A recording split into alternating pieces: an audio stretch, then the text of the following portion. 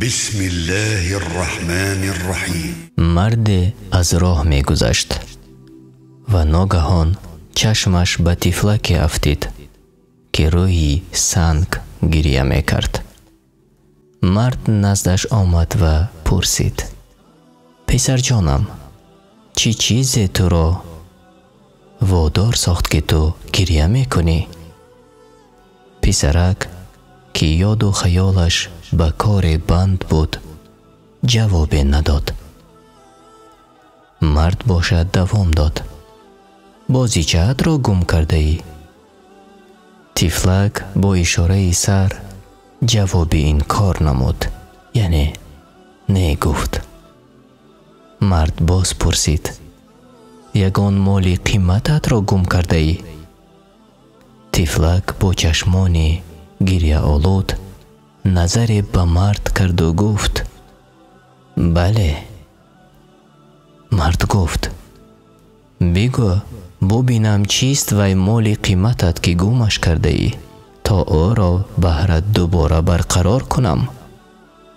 پسرک گفت: آیا مطمئنی که برقرار کننده مال باشه که من گم کردم؟ گفت: آره، چون خیلی ثروت زیاد و بای هستم.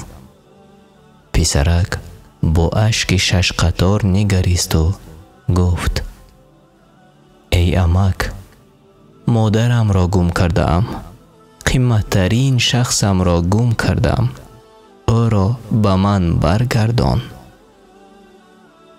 مرد بعد از شنیدن این سخن دیگر اشکش را داشته نتوانست و به اختیار گریه کرد و هنگامی که اشک در گرد چشمانش حلقه زده بود، هنگامی که گریه گل و گیرش نموده بود، گفت: پسر جانم، من طول 40 سال است که در جستجوی همین قیمتترین نعمتم، ولی 100 افسوس، 100,000 افسوس که هیچ نتوانستم بر عوض کل ثروتم دوباره پیدا نمایم.